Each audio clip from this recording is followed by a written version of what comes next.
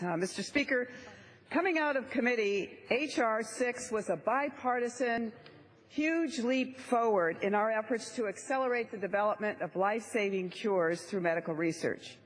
And yet somehow, between the committee and the floor, the majority once again has tacked on anti-abortion Hyde Amendment language, which makes no sense at all.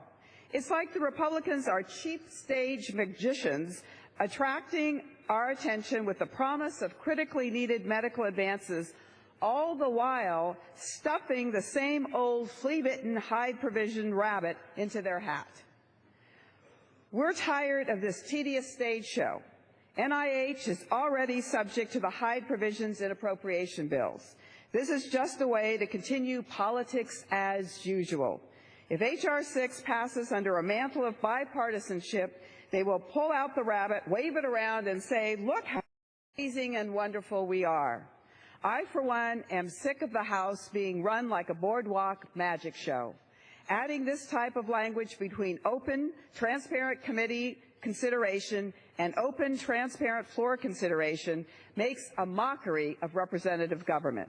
Adding an anti-abortion rider to bills in the dead of night through sleight of hand turns the substantive bipartisan work that's crafted in HR6 into a pathetic imitation of cooperation. Since the 114th Congress began, the House has taken 37 actions to restrict abortion access. While I don't agree with this paranoid focus on women's private and legal medical decisions, it's the majority's right to set the agenda. But I cannot stand by while these provisions are slipped into an otherwise excellent bill through underhanded maneuvers that run contrary to our democratic process. When similar provisions were slipped into a human trafficking bill, we said no.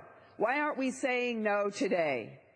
I'm a co-sponsor of the original version of HR6, but I cannot let the People's House become the People's House of smoke and mirrors, and I yield back.